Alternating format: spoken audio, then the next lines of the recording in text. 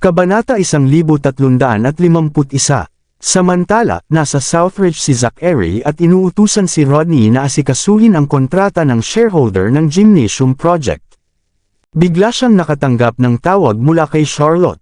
Nagulat siya at agad itong sinagot. "Hello, ngayon lang, ibinalik sa akin ni Sir Robert ang 20 bilyong investment fund." May bahid ng gulat at kaba ang boses ni Charlotte. "May ginawa ka ba?" Nagulat siya rito. Pumikit siya ng bahagya at nagtanong. "Kailan pa naging ganoon kasensato ang matandang iyon? Ano ang ginawa mo?" Mariing tanong ni Charlotte. "Huwag kang gagawa ng kahit ano na makaaapekto sa iyo para lang sa akin. Kahit na matatag ang posisyon ng Knock Group, masisira ang reputasyon mo kung tatakutin mo siya at sisipain palabas ng proyekto. Maa-offend mo pa ang royal family ng F-Nation. Nag-aalala ka ba para sa akin?" Tanong ni Zachary. "Seryoso ako." Nagpanik siya. "Maaari ka bang maging seryoso kahit minsan?"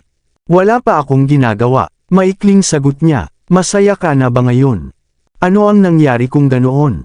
Gulat na gulat si Charlotte. Marahil may nagpayo sa kanya. May hinala na si Zachary. Pero hindi mo na kailangang isipin pa iyon. Ang mahalaga ngayon ay nalutas na ang problema. Sino ang nagpayo sa kanya? "Sinabi ko na sa iyo na hindi mo na kailangang alalahanin iyon."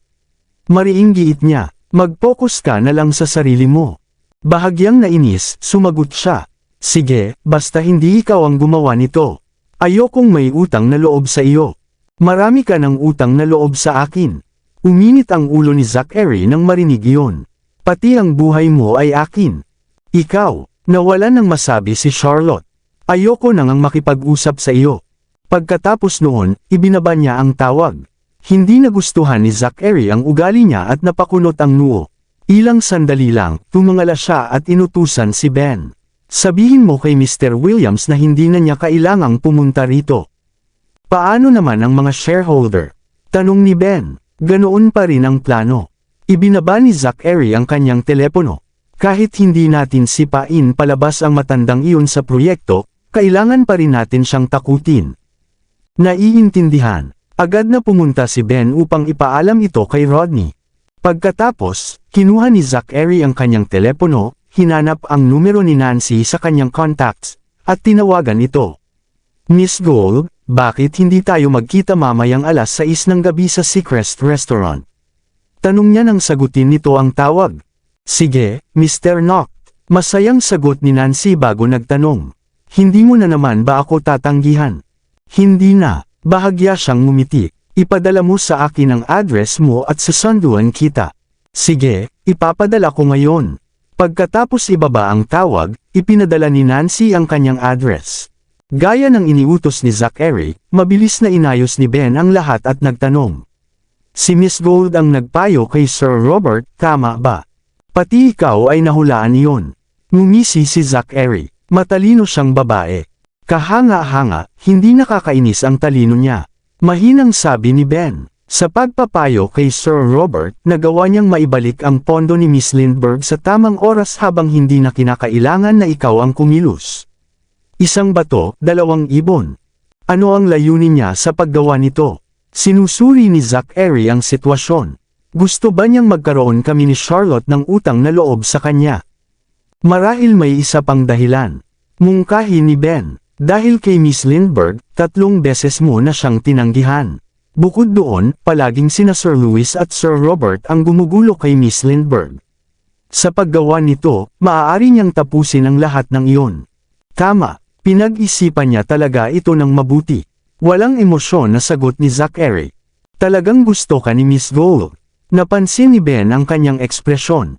"Ikaw ba?" Tumango si Zachary. Mabuti siyang babae, matalino ngunit may mabuting intensyon.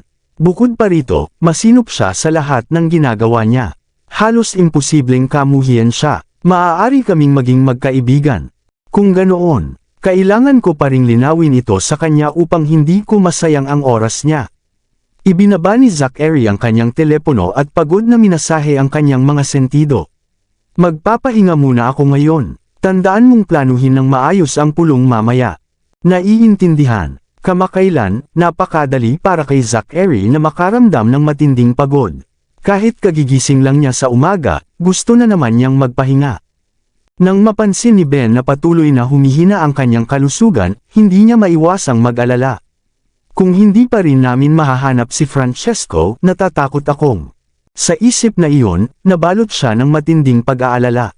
Matapos ayusin ang natitirang mga paghahanda para sa pulong nina Zachary at Nancy sa gabi, iniisip na sana niyang tawagan si Bruce nang tumawag si Lupin.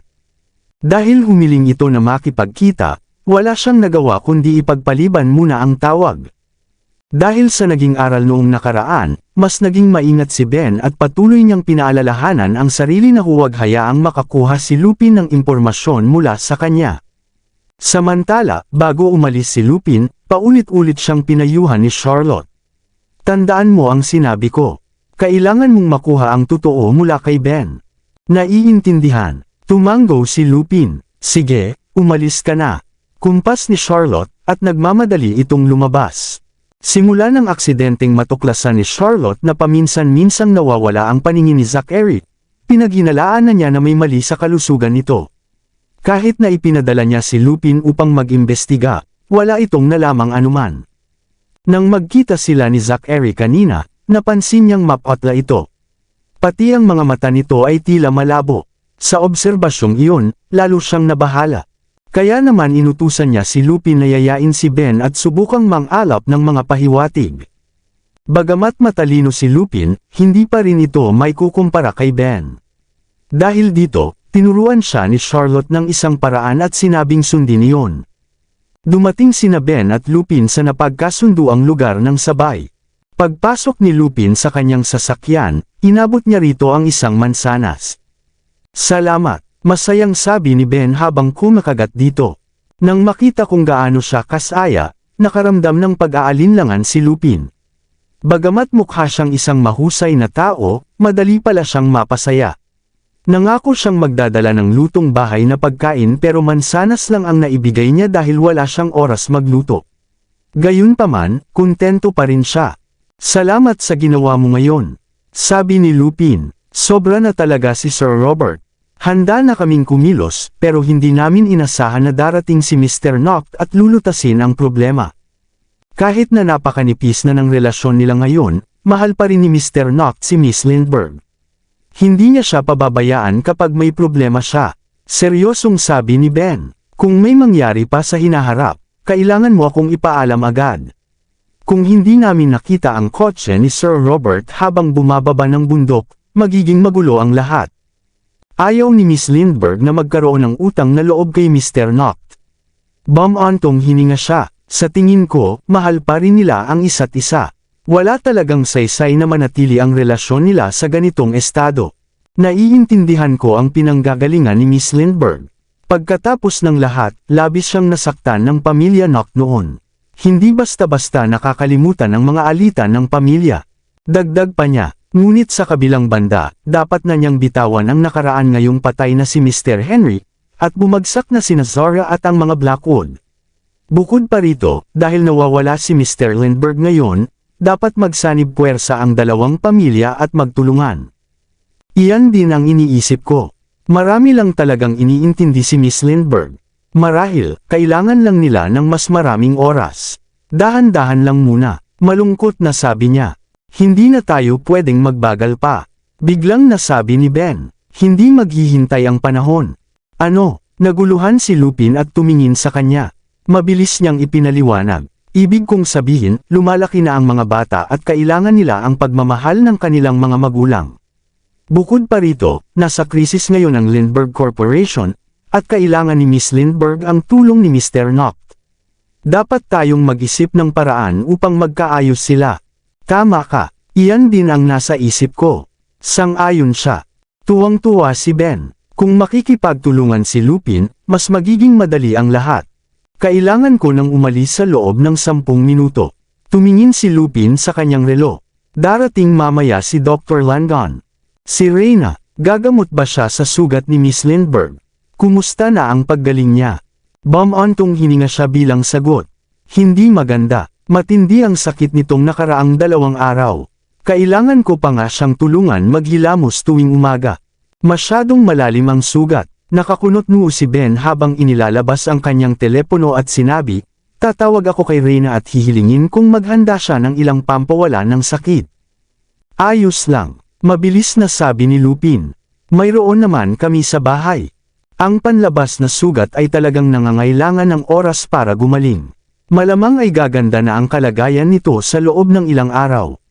Pagpapakalma niya, mahusay na surgeon si Reyna, kaya madali lang sa kanya ito. Ang problema, mas sanay si Miss Lindbergh sa tradisyonal na medisina. Kung narito lang sana si Dr. Felch. Oo, kung hindi lang sana namatay si Dr. Felch. Nababalot si Ben ng halo-halong damdamin. Kung buhay pa sana si Dr. Felch, baka gumaling na ang sakit ni Mr. Noct. Mas mabuti rin sana kung narito si Mr. Lindbergh. Malungkot ang boses ni Lupin. Ang kaibigan niyang doktor ay napakahusay din. "Si Francesco ba ang tinutukoy mo?" agad na tanong ni Ben. "Oo, si Francesco." Tumango siya at sinabi, tuwing nagkakasakit si Miss Lindbergh noon, palagi siyang pumupunta roon at agad siyang gumagaling. "May contact pa ba kayo sa kanya?" maingat na tanong ni Ben. "Wala na, pero malamang ay meron si Sean." Walang pakialam na tono ang ginamit niya ng sadya. "Kung hindi pa gumaling ang sugat ni Miss Lindbergh sa loob ng ilang araw, tatawagan ko siya." "Si Sean Lowe ang tinutukoy mo?" mabilis na tanong ni Ben. "Oo," tumango si Lupin. Isang matinding pananabik ang damaloy sa katawan ni Ben. Paano ko ito nakaligtaan? Dahil malapit na kaibigan ni Mr. Lindbergh si Francesco, tiyak na may ugnayan pa rin siya kay Sean na kanyang assistant. Malamang ay makontak ni Miss Lindbergh si Sean. Ibig sabihin, kung makontak namin si Sean, mahahanap namin si Francesco. Sumilip sa kanyang relo si Lupin at sinabi, "Oras na. Kailangan ko nang umalis." "Sige." Bumaba si Ben at binuksan ang pinto ng sasakyan para sa kanya. Pagkababa niya, sinabi niya, "Mauuna na ako. Mukhang magiging abala ang araw na ito, kaya bukas na lang kita ko kontakin." "Sige, ingatan mo ang sarili mo." Marahang paalala niya. Tumango si Lupin at mabilis na naglakad palayo dahil alam niyang hinihintay pa siya ni Charlotte sa bahay para sa balita. Kung kukontakin ni Ben si Sean, ibig sabihin ay may problema nga sa kalusugan ni Zachary. Pinanood ni Ben si Lupin hanggang sa mawala ito sa kanyang paningin. Agad niyang pinaandar ang sasakyan at nagmaneho pa uwi, balak ipaalam kay Zachary ang magandang balitang ito. Posibleng matagpuan nila si Francesco sa pamamagitan ni Sean. Samantala, nagmamadaling umuwi si Lupin at dumiretso sa silid ni Charlotte. "Miss Lindbergh." Kumatok siya sa pinto at pumasok, hinihingal pa. "Kumusta?" Pinagkalooban siya ni Charlotte ng isang tasa ng mainit na tsaa. "Umupo ka at magkwento." Matapos uminom ng tsaa, hingal na sinabi ni Lupin, "Sinunod ko ang mga bilin mo." Noong una, ayaw niyang maglabas ng kahit anong impormasyon. Pero nang mabanggit ko si Francesco, biglang lumiwanag ang kanyang mga mata. Nagbago pa ang titig niya. Ramdam kong gusto niyang makipag-ugnayan kay Francesco, pero napigilan niya ang sarili niya sa pinaka-importanteng sandali. Kung may masamang nangyari talaga kay Mr. Noct, malamang ay kukontakin niya si Sean sa lalong madaling panahon.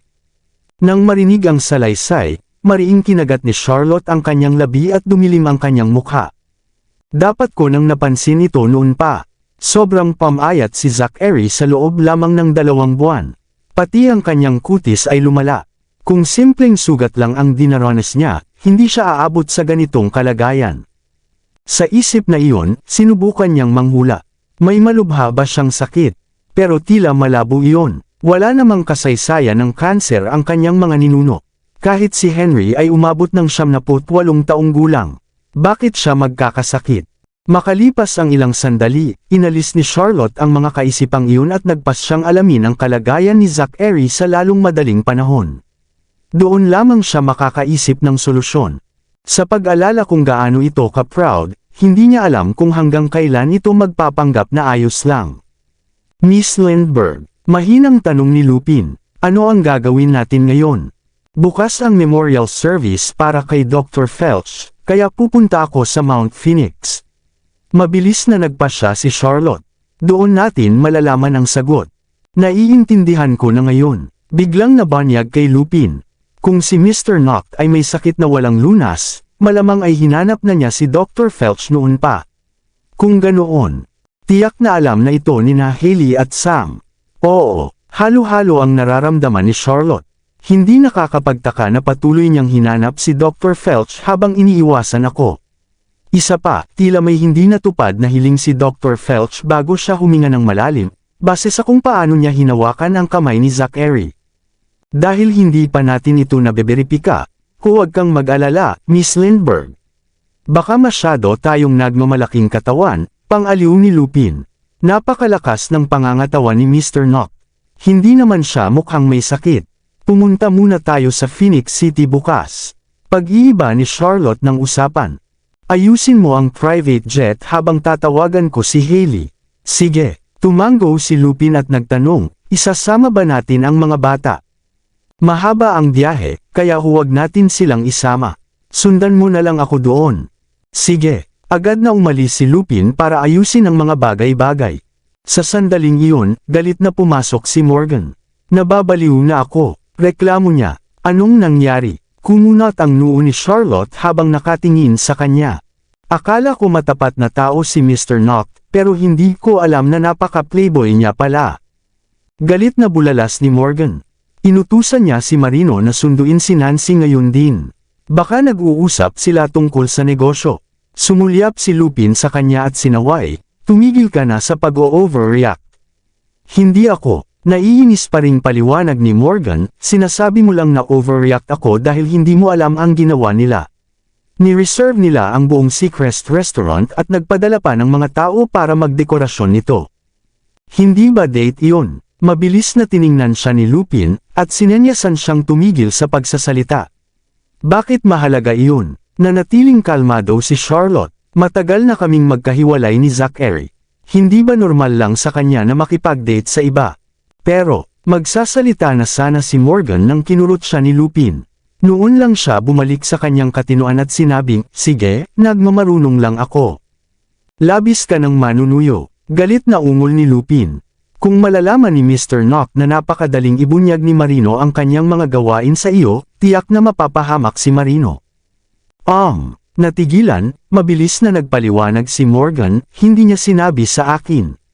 Narinig ko lang, Miss Lindbergh, hindi niya. Tama na, putol ni Charlotte. Magigising na ang mga bata mula sa kanilang pag-idlip sa hapon. Gusto nilang kumain sa Fairytale Land kasama sina Robbie, Jamie, at Ellie. Maghanda ka na para dito. Sige, nagmamadaling umalis si Morgan. Bago umalis, tumingin pa siya kay Lupin ng may pagmamakaawa, na hiniling sa huli na magpaliwanag para sa kanya. Kumaway si Lupin ng kanyang mga kamay, na hinihimok siyang umalis agad. Nang sumara ang pinto, inalaw ni Lupin si Charlotte, Miss Lindbergh, huwag kang mag-alala sa sinabi ni Morgan. Sa tingin ko ay makikipagkita lang si Mr. Knock kay Nancy para sa proyekto sa gymnasium. Tiyak na hindi ito isang date. Ipinagtanggol ka pa niya ngayong umaga. Bahala siya, walang ekspresyong sabi ni Charlotte. Pwede siyang makipag-date sa kahit sinong gusto niya, at wala akong pakialam doon. Isa pa, dahil pwede pa rin siyang makipag-date sa mga babae, ibig sabihin ay hindi malala ang sakit niya. Hindi ko kailangang mag-alala tungkol sa pagkawala ng ama ni na Robbie, Jamie, at Ellie. Dahil sa pagkailang, nawalan ng masabi si Lupin. Sige, maaari na kayong umalis. Tatawagan ko si Hailey. Sige. Habang tahimik na umalis si Lupin, kinuha ni Charlotte ang kanyang telepono. Ang ekspresyon ng kawalang bahala sa kanyang mukha ay unti-unting napalitan ng seryosong ekspresyon. Nag-aalala siya sa kalusugan ni Zachary at sa pakikipag-date nito kay Nancy. Kung pipiliin niya, mas gugustuhin niyang manatiling malusog ito. Tungkol naman sa kanilang relasyon, natanggap na niya ito. Marahil, ito na ang kanilang kapalaran.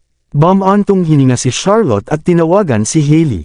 Nang marinig na plano niyang bumisita bukas, natuwa ang huli at sinabihan siyang hihintayin nila siya dahil gaganapin ang serbisyong pang-alaala sa gabi. Kabanata 1355. Matapos ibaba ang tawag, nagsimulang mag-impake si Charlotte para sa biyahe niya patungong Mount Phoenix kinabukasan. Sa sandaling iyon, tumunog ang kanyang telepono. Nang makita niyang hindi kilala ang tumatawag, balak na sana niyang tanggihan ito hanggang sa mapansin niya ang huling mga numero at nagpasya siyang sagutin. Hello, Charlotte. Isang kaakit-akit na boses ang narinig niya mula sa kabilang linya. Ikaw ba iyan? Maingat na tanong ng lalaki. Natigilan si Charlotte sandali bago niya napagtanto kung sino iyon. Michael. Ikaw nga. Ang galing. Sobrang saya ni Michael kaya nagkandalito ang kanyang pananalita. Akala ko hindi na kita muling makikita. Talagang hindi ko inaasahan. Nasaan ka ngayon? Maaari ba tayong magkita? Kakabalik ko lang sa HCT. Nag-isip sandali si Charlotte at nagpa siyang huwag banggitin ang kanyang tirahan sa Northridge. Saan ka ba nakatira? Ako na lang ang pupunta sa iyo. Nakatuloy ako sa Skyview Hotel. Pagkatapos sumagot, nagmamadali siyang nagtanong. Charlotte, malayo ba iyan sa iyo? Maaari kitang sunduin. Hindi na kailangan. Sagot niya habang tinitingnan ang kanyang relo. Magkita tayo sa restaurant ng hotel sa loob ng 1 oras. Sige, maghihintay ako. Mamaya ulit. Matapos ibaba ang telepono, inutusan ni Charlotte si Lupin na ihanda ang sasakyan at agad silang bumiyahe patungong Skyview Hotel upang makipagkita kay Michael. Habang bumababa ng bundok, nasilayan niya ang paglubog ng araw na nagbibigay ng magandang kahel na kulay sa langit at nagbibigay liwanag sa kagubatan. Tumingin si Charlotte sa tanawin sa labas na may bahagyang nakapikit na mga mata habang bumabalik sa kanyang alaala ang mga pangyayari sa nakaraan. Matapos makipagrelasyon kay Hector noong bata pa siya, aksidente siyang napalapit kay Zachary, na sinundan ni Luis. Sa lahat ng nangyari, si Michael ang palagi niyang kaibigan. Noong nagpasya siyang magpakasal kay Hector, umalis si Michael papuntang ibang bansa at hindi na nakontak sa loob ng 5 taon. Kalaunan, naging sila ni Zachary, at muli niyang sinaktan ang puso nito. Pagkatapos, dahil sa insidente ni na Hector at Helena na nagdala ng problema sa pamilyang Brown at pamilyang Sterling, bumalik si Michael upang ayusin ang ilang bagay. Pagkatapos noon, muli silang nawalan ng ugnayan. Kahit noong ikinasal sina Charlotte at Zachary, hindi bumalik ang lalaki. Hindi rin ito nagpakita noong nasa matinding panganib siya. Ngunit bigla itong bumalik ngayon. Kahit hindi alam ni Charlotte ang dahilan ng pagbabalik ni Michael, mananatili pa rin itong pinagkakatiwalaan niyang kaibigan. Miss Lindbergh, may kaunti akong inimbestigahan kanina. Matapos mabanyag ang ginawa ni Helena laban kay Luna, nakulong siya at malamang ay kamakailan lang nakalaya. Sa tingin ko, narito si Mr. Brown upang isama si Helena pabalik sa M-Nation. Ulat ni Lupin habang inaabot ang nakalap niyang impormasyon kay Charlotte. Nakakunot ang noo ni Charlotte matapos tingnan ang mga papeles. Si Helena ang nag-utos sa mga lalaki na pagsamantalahan si Luna at sinubukan pang pumatay para matakpan ang ginawa niya. Paano posible na 27 buwan lang ang naging sentensya niya para sa ganoong kalupit na krimen? Tiyak na gumalaw ang pamilyang Brown upang mapalaya siya ng mas maaga. Sagot ni Lupin, sinuri ko ang mga dating record. Dapat sana ay 13 taon ang sentensya niya. Nanatiling tahimik si Charlotte habang lalong lumalim ang kulubot sa kanyang noo. Isa siya sa mga testigo noon at binyantaan pa ni Helena. Kung hindi dahil kay Zachary, malamang ay pinatay na siya. Gayunpaman, dahil hindi niya kayang ipagkanulo ang kanyang konsensya, nagpatotoo pa rin si Charlotte laban kay Helena. Marahil ay galit na galit siya sa akin. Sa tingin mo ba ay nakatira rin si Helena sa Skyview Hotel? Tanong ni Lupin na may bahagyang pag-aalala. Kung naroon siya, magiging alanganin ang pagkikita ninyo. Sa pagiging maalalahanin ni Michael, sisiguraduhin niyang hindi kami magkakasalubong. Kumpiyansang sabi ni Charlotte, at kahit magkita man kami, si Helena ang dapat makaramdam ng hiya. Siya ang gumawa ng masasamang bagay, hindi ako. May punto ka. Tumango si Lupin bago nagpatuloy. Ay, habang iniimbestigahan ko si Helena, sinilip ko rin ang kalagayan ni Mr. Sterling. Tumingin si Charlotte sa kanya. Si Mr. Sterling ay nasentensyahan ng 2 taon at nakalaya ilang buwan na ang nakalipas. Mahinang sabi ni Lupin, hindi alam kung nakipag-ugnayan siya sa sinuman sa pamilyang Brown. Naaalala ko noon na nang malagay siya sa alanganin, lumipat ang kanyang mga magulang sa Casperdion kasama ang kanyang anak na si Timothy. Nakakaawa ang batang iyon. Hindi napigilan ni Charlotte na mahabag kay Timothy. Kasing edad siya ni Ellie, pero naranasan na niya ang madilim na bahagi ng sangkatauhan. Natatakot akong malalim ang naging trauma niya sa nangyari. Oo, narinig ko na sinaksak niya si Helena ng kutsilyo sa kasal. Panghihinayang nasabi ni Lupin. 4 na taong gulang pa lang siya noon, hindi ba? Bumantong hininga si Charlotte at sinabi, ang 4 na taong gulang na bata ay dapat inosente, hindi punong-puno ng puot. Sa dulo ng kanyang sinabi, muli siyang napabuntong hininga. May balita pa rin tungkol sa insidenteng iyon sa internet. Mahinang sabi ni Lupin, may mga larawan at video pa ring makikita. Matapos bumagsak ang pamilyang Sterling, marahil ay wala na silang kakayahang burahin ang lahat ng bakas nito sa internet. Umiling si Charlotte at mapait na ngumiti. Ipagkatiwala ko na sa iyo yan. Burahin mo ang lahat ng may kaugnayan sa batang iyon. Kung hindi, maaaring matrigger siya kapag nakita niya ang mga iyon paglaki niya. Sige, sagot ni Lupin at agad na inesikaso ang bagay na iyon. Habang nag-uusap sila, dumating na ang sasakyan sa Skyview Hotel. Isa itong 5-star hotel na nagsimulang mag-operate ilang taon pa lamang ang nakalipas. Dahil malapit ito sa baybayin ng South Sea, tanaw ng mga bisita ang malawak na dagat mula sa mga bintana. Naalala ni Lupin ang binanggit ni Morgan tungkol sa date ni Zachary at Nancy at nagsabi, sa tingin ko malapit lang dito ang Seacrest Restaurant. Wala na tayong pakialam doon. Naiiritang sagot ni Charlotte, tigilan mo na ang chismis tungkol sa iba. Opo, mabilis na yumuko si Lupin at hindi na naglakas loob pang magsalita. Charlotte, tumingala si Charlotte at hinanap ang pamilyar na boses na kanyang narinig. Doon niya nakita si Michael na nakatayo sa di kalayuan at nakatingin sa kanya ng may kasiyahan. Michael, tuwang-tuwa si Charlotte at mabilis na lumapit sa kanya. Ang tagal na nating hindi nagkikita. Ikaw, ibang-iba ka na. Dati, si Michael ay mukhang isang malungkot na artist na may mahabang buhok, payat na pangangatawan, at malamyos na aura. Ngayon, nagpagupit na siya at nakasuot ng suit, mukhang napaka-formal at matikas. Napalitan din ng kalmado at kumpiyansang anyo ang dati niyang malungkot na mga mata. 2 taon na ang nakalipas, dahil sa nangyari kay Helena, nasamsam ang kumpanya ng tiyuhin ko. Labis na nalungkot ang tatay ko at nagkasakit, kaya wala akong ibang nagawa kundi akuin ang responsibilidad. Puno ng emosyon si Michael nang makita si Charlotte. Noon, pinilit ako ng pamilya ko na putulin ang lahat ng ugnayan sa labas at mag-aral ng negosyo ng nakahiwalay. Kaya hindi ako nakapunta sa kasal mo at hindi ko rin alam na naaksidente ka. Pasensya na talaga. Huwag mong sabihin iyan. Nakaramdam ng hiya si Charlotte. Palagi kang nandyan para sa akin at tinutulungan mo ako sa tuwing nasa alanganin ako. Pero wala akong nagawa para sa iyo. Ang insidenteng iyon ay sarili kong pagsubok at kailangan kong lampasan iyon mag-isa. Marami akong narinig tungkol sa ikalawang pinakamalaking shareholder ng Lindbergh Corporation na sinasabing isang napaka-karismatikong babae. Hindi ko kailanman inasahan na ikaw pala iyon. Habang nagsasalita si Michael, lalo siyang naging emosyonal. Naging abala ako sa negosyo sa dartan nitong mga nakaraang taon at wala akong oras na alamin ang nangyayari sa mundo ng korporasyon dito. Kaya hindi ko nasubaybayan ang mga balita tungkol sa iyo. Nang bumalik ako ngayon, narinig ko lang sa mga kaibigan ko ang tungkol sa babaeng iyon, pero hindi sila sigurado kung ikaw nga. Ginamit ko ang lahat ng paraan para makuha ang numero mo at subukang kontakin ka, pero hindi ko inaasahan na ikaw nga talaga. Huminto siya sandali at mahigpit na niyakap si Charlotte bago nagpatuloy. Charlotte, sobrang saya kong makita kang muli. Napakasaya ko. Ako rin. Ibinalik ni Charlotte ang yakap at napuno ng init ang kanyang puso. Kahit marami na silang pinagdaanang pagsubok sa buhay, hindi nagbago si Michael, gayon din ang malinis at tapat na pagkakaibigan na namagitan sa kanila.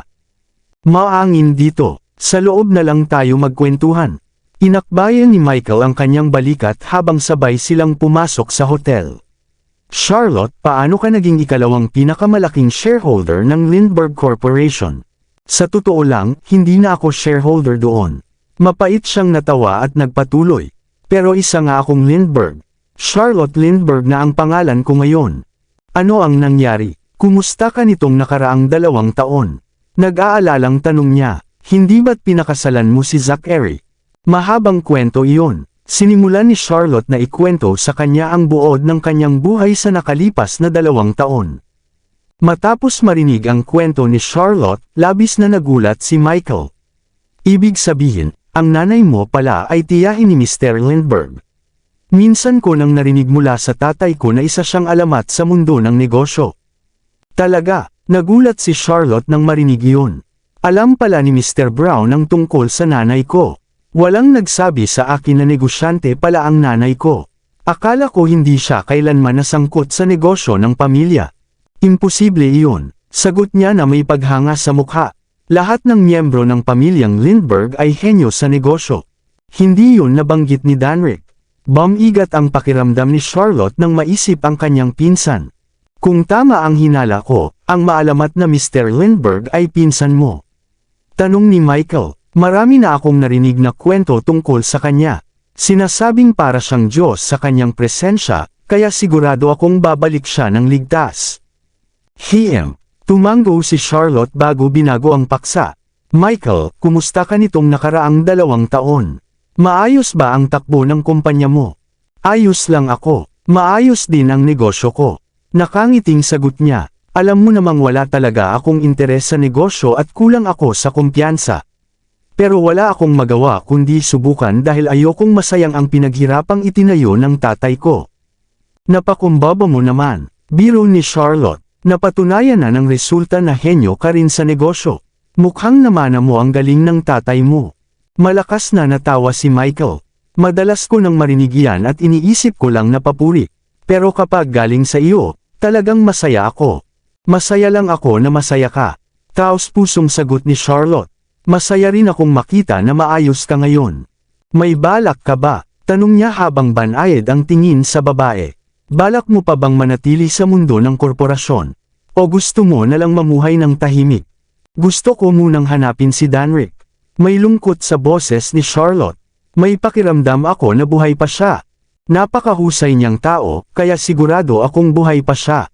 Pag-aliw ni Michael, susubukan ko ring magtanong-tanong kung may malaman ako. Salamat. Bahagyang ngumiti si Charlotte. Gaano ka katagal mananatili rito sa pagkakataong ito? Balak ko sanang umalis bukas ng gabi. Sagot ni Michael. Pagkatapos ay naging tapat siya. Nakalaya na si Helena mula sa kulungan at narito ako para isama siya pauwi. Ganun ba? Hindi na nagtanong pa si Charlotte at piniling lumayo sa anumang may kinalaman kay Helena. Kahit hindi siya direktang sinakta ng babaeng iyon, ayaw pa rin niyang mapalapit sa isang napakasamang tao. Alam kong hindi mo siya gusto. Sa totoo lang, galit din ako sa kanya noon dahil sa ginawa niyang hindi mapapatawad. Pero hindi ko rin siya basta mapapabayaan dahil pinsan ko pa rin siya. Bumantong hininga siya at nagpatuloy. Dahil mas matanda ng higit 10 taon ang tatay ko kaysa kay Uncle Steven, parang ama na rin ang turing niya rito at inalagaan niya ito mula pagkabata. Karaniwan lang sana ang buhay ng tiyuhin ko, pero dahil sa tulong ng tatay ko, nagkaroon siya ng posisyon at yaman. Nang si Helena ang humawak ng negosyo ng pamilya, lalo pa itong lumago dahil sa husay at kakayahan niya. Hindi ko talaga inasahan na mawawala siya sa katinuan dahil sa pag-ibig. Huminto sandali si Michael at muling bumantong hininga. Gayunpaman, anuman ang nangyari, naparusahan na siya. Inutusan ako ng tatay ko na isama siya pabalik sa M-Nation. Kapag binabantayan namin siya, sa tingin ko ay hindi na mauulit ang ganoong insidente. Sana nga, simpleng sagot ni Charlotte. Alanganin na nilinis ng lalaki ang kanyang lalamunan at iniba ang paksa. May ugnayan pa ba kayo ni Hector? Wala na, umiling siya. Tinihil ko na ang pakikipag-ugnayan sa mga tao mula sa aking nakaraan matapos kong gamitin ang bagong identidad ko. Sa tingin ko hindi niya rin alam na bumalik na ako. Malamang, tumango si Michael. Sa kalagayan niya ngayon, marahil wala na siyang akses sa impormasyon sa mataas na lipunan ng mundo ng negosyo. Kung ganoon, malamang wala rin siyang alam tungkol sa iyo. Huwag na nating pag-usapan ang nakaraan. Para na lang iyong lumipas na tubig. Wala na ring dahilan para makipagkita pa ako sa mga tao mula sa nakaraan. Mas mabuting tahakin na lang natin ang kanya-kanyang landas. Siguro nga, tumango si Michael bago nagtanong. Paano naman ako? Isa rin akong bahagi ng nakaraan mo. Puputulan mo rin ba ang ugnayan natin? Iba ka, banayad ang tingin ni Charlotte sa kanya. Anuman ang mangyari, mananatili tayong magkaibigan. Masaya akong marinig yan. May bahid ng hiya niyang sinabi. Dati, napakasuwail ko at marami akong naidulot na problema. Marami akong natutunan sa mga nangyari nitong nakaraang 2 taon. Alam kong wala kang romantikong damdamin para sa akin, at alam ko ring hindi maaaring ipilit ang pag-ibig.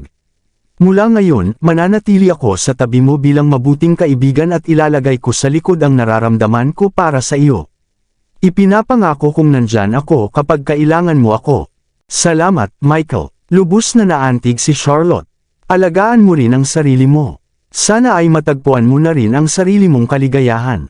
Gagawin ko. Tumanggaw siya. Maganda ang gabi. Gusto mo bang maglakad-lakad tayo sa dalampasigan? Sa tingin ko ay hindi na maaari. Tumingin si Charlotte sa kanyang relo. Kailangan ko nang bumalik. Naghihintay na sa akin ang mga bata para magbasa ako ng kwento bago matulog. Sige. Ayaw pa sana niyang humiwalay agad kaya nag-alok siya. Ihahatid na lang kita. Sige. Matapos isuot ni Charlotte ang kanyang coat, sabay silang naglakad palabas. Ang tunog ng mga alon ay nagbalik ng mga alaala ng nakaraan at nagsimula siyang magkwento tungkol sa magagandang araw noon. Ngumiti si Charlotte habang nakikinig at paminsan-minsan ay sumasagot. Hindi niya namalayan na may isang taong nagmamasid sa kanya mula sa bintana sa itaas, na ang mga mata ay kumikislap sa masamang hangarin. Miss Lindbergh, biglang siniko ni Lupin si Charlotte. Tumingin siya at nakita ang isang sasakyang paparating sa pasukan ng hotel. Rolls-Royce iyon ni Zachary. Bumaba ang mga tauhan ni Zachary at binuksan ang mga pinto sa likuran. Ilang sandali lang, bumaba sina Zachary at Nancy mula sa magkabilang panig. Mukhang mahinhin at mahiyain si Nancy habang nakabalabal sa kanyang balikat ang suit jacket ni Zachary. Matapos yumuko at may ibulong sa kanya, magkatabing naglakad papasok sa hotel sina Zachary at Nancy. Ngunit ilang hakbang pa lamang, tumangala si Zachary at nakita si Charlotte na palabas ng hotel sa rolling door kasama ang isang lalaki. Napahinto siya sa kanyang lakad. Miss Lindbergh, gulat na gulat si Ben nang makita si Charlotte. Sandali lang. Hindi ba ang lalaking kasama niya ay Michael? Agad na nakilala ni Zachary si Michael. Kumunot ang kanyang noo at mabilis siyang naglakad papasok ng hotel, tuluyang nakalimutan na nasa tabi niya si Nancy. Natigilan si Nancy sandali ngunit agad ding humabol kay Zachary. Samantala, pumasok sina Ben at ang iba pang tauhan mula sa gilid na pasukan. Michael, malamig ang titig ni Zachary habang nakatingin sa kanya. Bakit ka narito? Ang pamilya ko ang may-ari ng hotel na ito. Kalmadong sagot ni Michael, narito ako para makipagkita sa matagal ko ng kaibigan, at sa palagay ko ay hindi ko kailangan ng pahintulot mo para doon, Mr. Noct. Malamig ang tingin ni Zachary bago niya ibinaling ang atensyon kay Charlotte. Bakit ka lumabas gayong may sugat ang kamay mo? Bumalik ka na sa loob. Ano naman ang pakialam mo? Uminit ang galit sa dibdib ni Charlotte nang makita niya si Nancy na nakatayo sa likuran ni Zachary. Gayunpaman, pinilit niyang maging kalmado. Charlotte, magsasalita pa sana si Zachary nang lumapit si Nancy kay Charlotte at magalang na bumati. Miss Lindbergh, ang liit talaga ng mundo. Ikinagagalak kitang makitang muli. Alam ko, sagot ni Charlotte. Tumingin siya kay Nancy at may bahagyang ngiti. Napakalaki ng H-City pero palagi tayong nagkakasalubong. Dahil nandito na tayong lahat, bakit hindi tayo uminom ng magkakasama? Nakangiting suhestyon ni Nancy. Pasensya na pero tatanggihan ko ang alok mo. Kailangan ko nang umalis. Diretsahang sagot ni Charlotte. Mag-enjoy kayo. Mauuna na ako. Pagkatapos ay sinulyapan niya si Zachary bago naglakad palayo. Charlotte, hintayin mo ako. Pahabol na sana si Michael nang biglang may nahulog na bagay mula sa itaas. Bago pa ito tumama kay Charlotte, may isang figure ang biglang sumugod at itinulak siya palayo. Bam! Isang malakas na pagbagsak ang narinig. Mr. Noct! Sabay na napasigaw sina Ben at Nancy. Nang lumingon si Charlotte, nakita niyang tumama ang isang plorera sa ulo ni Zachary at nagsimulang damaloy ang dugo mula sa kanyang sugat. Maraming salamat sa lahat ng sumusubaybay. Please subscribe and follow my YouTube and Facebook channel, Filipino Novel. Maraming salamat po. May isang taong naghagis ng isang plorera na salamin mula sa itaas.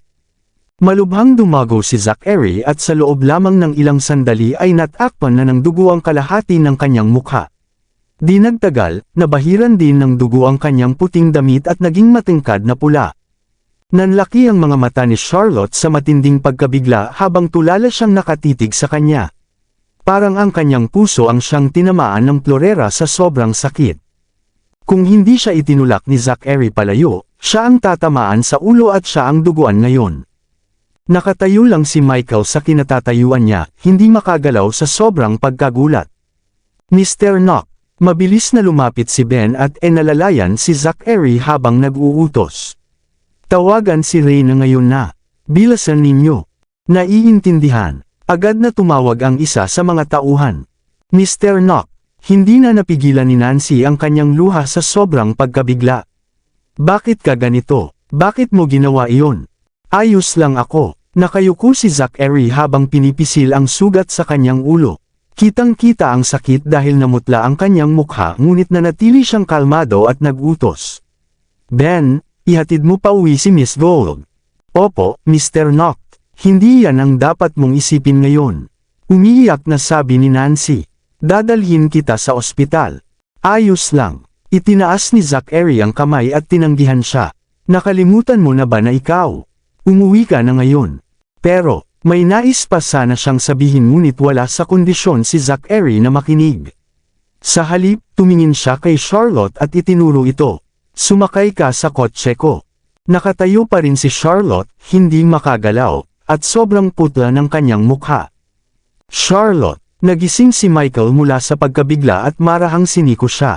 Miss Lindbergh, sumakay na po kayo. Sabi ni Ben habang tinutulungan si Zachary na makapasok sa kotse. Kasabay nito, inihatid ng isa sa mga tauhan ni Zachary si Charlotte papasok ng sasakyan.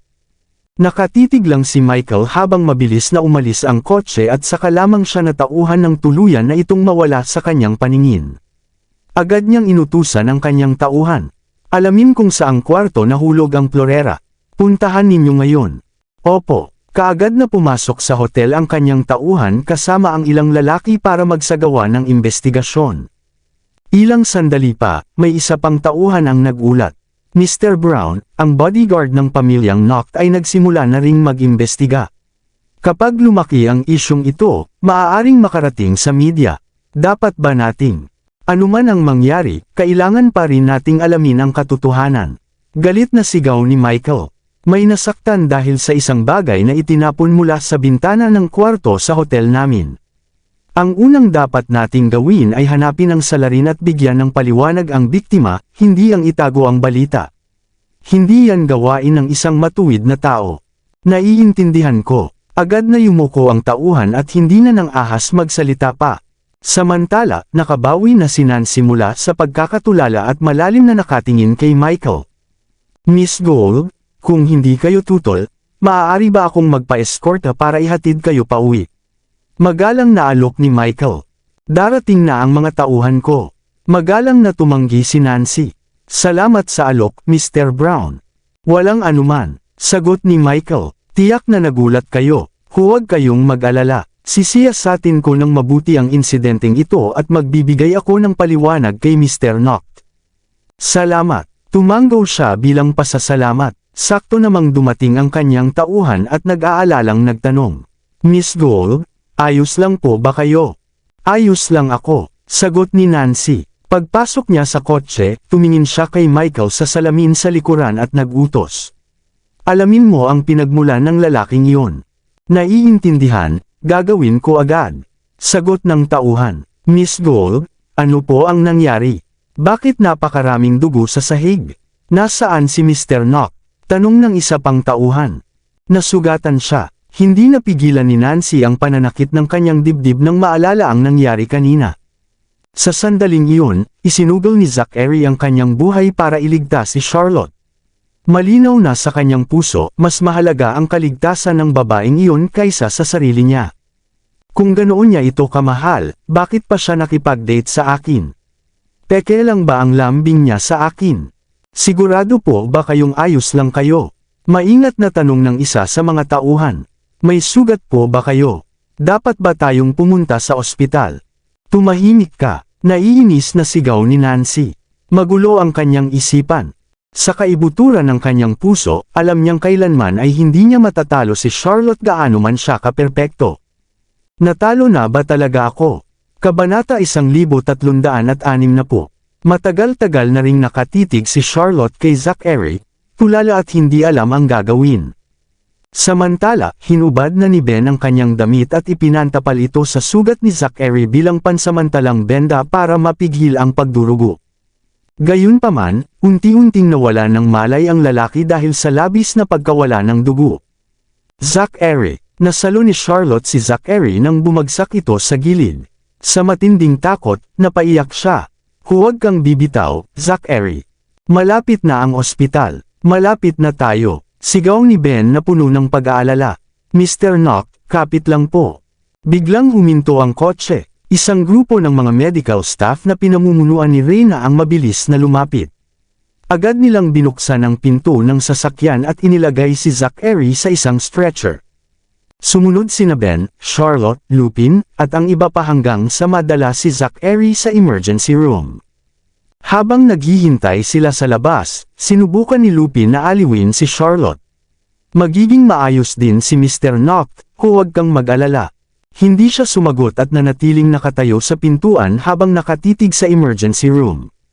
Nanginginig ang kanyang mga kamay at hindi pa rin nawawala ang pamumutla ng kanyang mukha. Hindi niya kayang isipin ang buhay na wala si Zachary. Ano ang gagawin ko kung mawala siya? Ano ang mangyayari sa mga bata? Habang iniisip iyon, binalot siya ng takot at pagsisisi. Ring, ring. Biglang tumunog ang telepono ni Charlotte. Dahil sa sobrang lalim ng kanyang iniisip, hindi niya ito agad narinig hanggang sa siniko siya ni Lupin. Miss Lindbergh, ang telepono ninyo. Mabilis na inilabas ni Charlotte ang kanyang telepono gamit ang duguan ng mga kamay at nakita niyang si Jamie ang tumatawag. Agad siyang lumayo at sinagot ito. Hello. Mommy, kailan ka uuwi? Tanong ni Jamie. Sa kabilang linya, naririnig din ni Charlotte ang ingay ng paglalaro ng mga bata. Auntie Charlotte, bumalik ka na. Hinihintay ka naming magbasa ng kwento bago matulog. Sigaw ni Alpha sa malambing niyang boses. Hindi, si Angry Uncle ang gusto naming magbasa ng kwento. Seryosong pagtutuwid ni Beta habang sumisinghot. Hindi mo pwedeng tawaging Angry Uncle. Siya si Uncle Zachary. Mahigpit na pagsaway ni Gamma. Tama iyon. Ang tatalino ninyo. Papuri ni Ellie sa kanyang mga pinsan bago nagsalita sa telepono. Mommy, matutulog kami sa iyo ngayong gabi. May pahintulot na kami kay Daddy. Mommy, pupunta ba si Daddy ngayon? Miss na namin siya. Tanong ni Jamie. Kailangan pa niyang ipagpatuloy ang pagbasa ng kwento kagabi. Dagdag ni Ellie sa sweet niyang boses. Mommy, bakit ang tahimik mo? Nag-aalalang tanong ni Jamie. Sige na, tama na kayo. Ang iingay ninyo. Lumapit si Robbie at sinaway ang kanyang mga kapatid. Maglaro muna kayo roon. Ibigay ninyo sa akin ang telepono. Robbie, ang sungit mo. Lalong nagiging kamukha mo na si Daddy. Reklamo ni Jamie. Heto na ang telepono. At may pag-aatubiling ibinigay ito sa kanyang kapatid. Matapos tanggapin ang telepono, lumayo si Robbie sa mas tahimik na lugar at nagtanong. Mommy, ayos ka lang ba? Nasaan ka ngayon? Nasa labas pa ako. Pilit na kinokontrol ni Charlotte ang kanyang sarili para maging normal ang boses. Robbie, hindi muna ako makakauwi ngayong gabi. May kailangan pa akong ayusin. Hindi rin pupunta si Daddy. Matulog na kayong lahat. Magpakabait kayo. May nangyari ba? Kahit gaano niya itinago ang kanyang emosyon, naramdaman pa rin ni Robbie na may mali. May nangyari ba kay Daddy?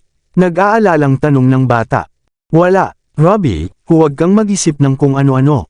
Habang nagsasalita pa si Charlotte, narinig ang boses ng isang nurse. Kailangan pa ng dugo, bilasan ninyo. Nang marinig iyon, hindi na napigilan ni Robbie ang kanyang emosyon at galit na nagtanong. Mommy, ano ba talaga ang nangyari kay Daddy? Huwag mo na sa akin itago. Sabihin mo na ang totoo ngayon. Robbie, kumalma ka. Nasugatan si Daddy. Nasa ospital kami ngayon. Mabilis na sagot ni Charlotte. Maliit lang ang sugat niya. Wala namang seryoso. Magiging maayos siya bukas. Hindi ako naniniwala. Umiyak si Robbie. May sakit ba si Daddy? Matagal ko nang napapansin na parang may mali sa kanya. Saang ospital kayo? Pupunta ako dyan.